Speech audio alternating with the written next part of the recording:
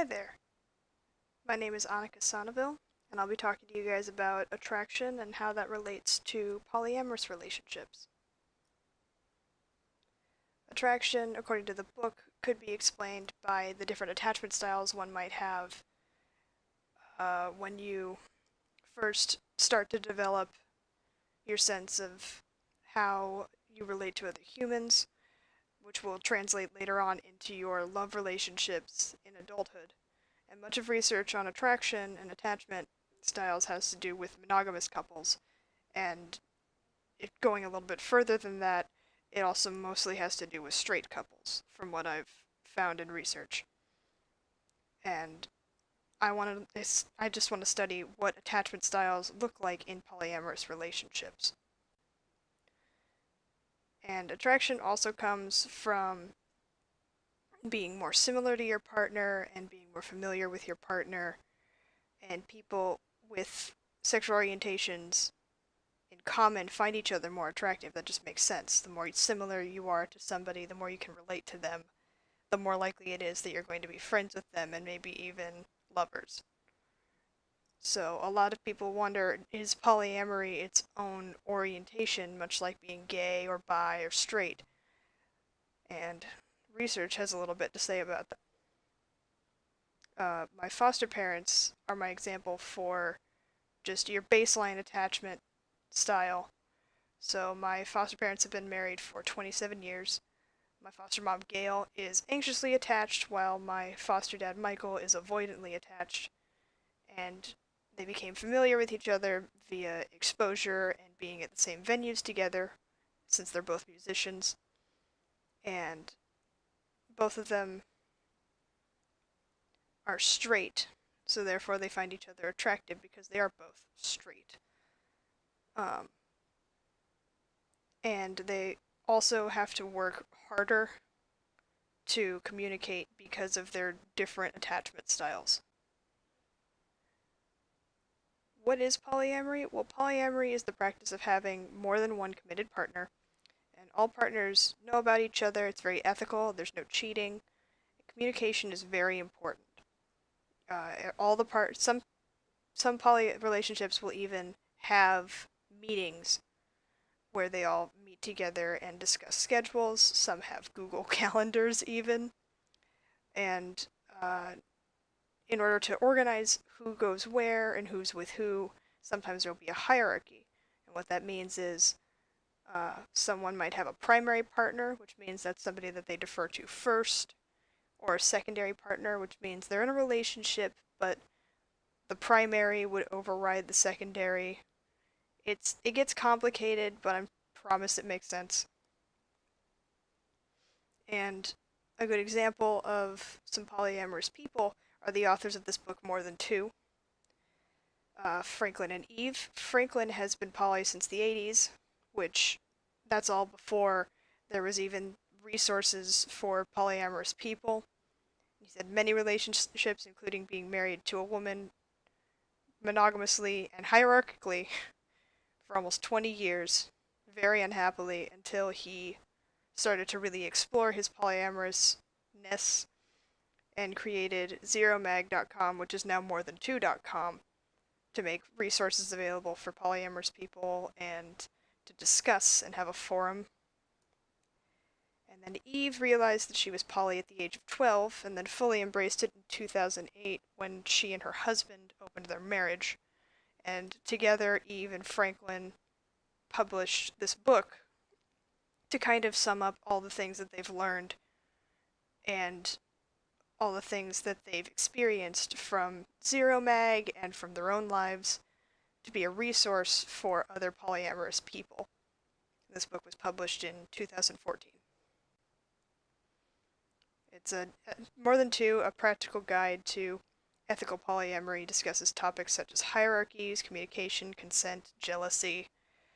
There's even a section on abuse, and it's a very good resource if you're interested in learning more about polyamory. I highly recommend it, and I've been reading it not only for this class, but also for another class, and I've found it to be a very good resource for what polyamory really looks like and how it could be run. Okay, and then I found this research article, and Cleese talks about polyamory as an orientation. Now, this has been debated a lot within the LGBTQ community because of the legal status of a sexual orientation. And in the article, she shows the arguments for and against seeing polyamory as an orientation from a legal sense, but she also talks about how people already kind of see it as an orientation in the sense that there's a community for it, there are resources for it, and it's sometimes even a core part of people's personalities. And she explains a brief history of the concept of sexual orientation, where we got that idea. She even covers Kinsey and his scale of homosexuality to heterosexuality. And she discusses the different approaches to viewing sexual orientations, such as the legal sense, the community sense, the scientific sense, and she even talks briefly about where sexual orientation might come from. So viewing polyamory as an orientation in the legal sense could do more harm than good because of the way that sexual orientations are handled in discrimination laws in the US already are not concrete. They're also not nationwide, so it would have to be on a state-by-state basis, and that whole thing has a lot of legal pitfalls that could be a problem. But what I want to focus on is, much like orientation and attachment style, polyamory is a very core part of some people's identities. And attachment and orientation are some of the many factors like socioeconomic status, or even something like where the person lives that contribute to your attraction to other people. So I interviewed a real polyamorous relationship for the purpose of this project, and it consists of 5 people, and all of the names have been replaced with colors for the sake of organization for one, and for another, just confidentiality. And they function on a hierarchical structure, where there are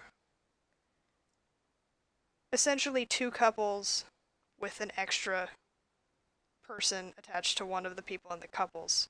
It'll make more sense on the next slide. I have this diagram. So the dotted line means that that's a secondary partner, and the solid line means that that's a primary partner. So red and green are a couple, and blue and purple are a couple. And red also dates blue on the side, but also dates yellow on the side. And last I talked to them, blue, or teal rather, was looking into getting another secondary at some point. And I analyzed all of their attachment styles. So red and teal are the 2 females in this relationship, and then purple, green, and yellow are all the boys. And red has an avoidant attachment, and so does green.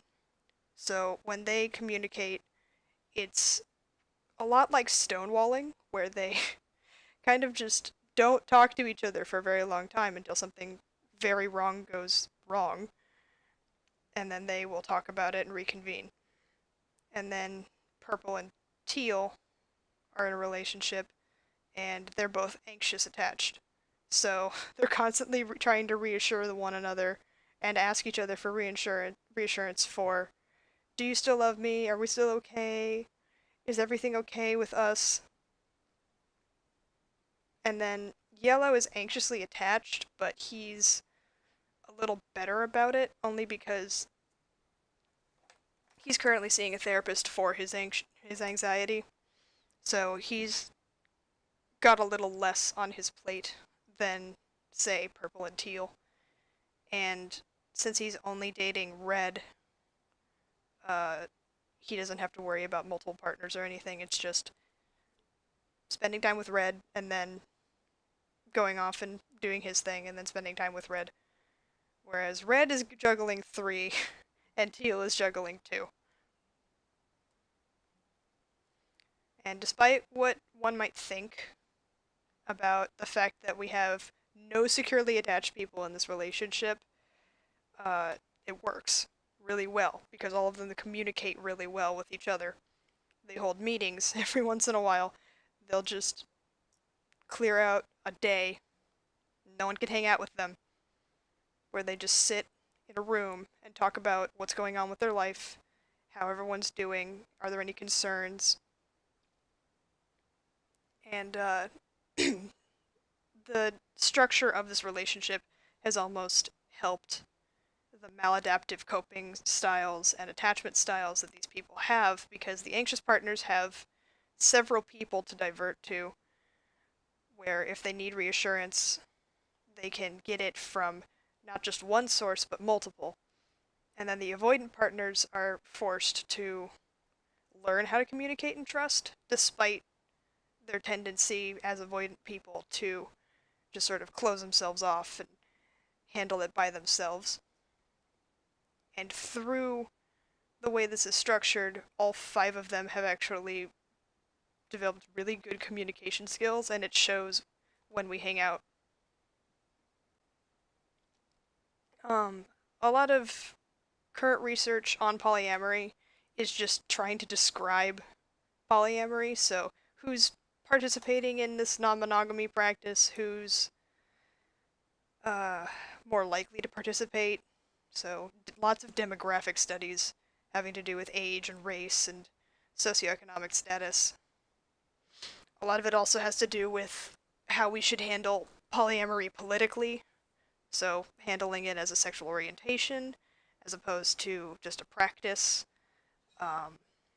There's even just research articles about what it is. Like, what is polyamory? But there doesn't seem to be a lot of research into attachment theory and non-monogamous relationships, which I think could be a really interesting avenue for this research. And these are my sources. So thank you very much for watching my presentation. I hope you enjoyed it, and I hope it was very informative.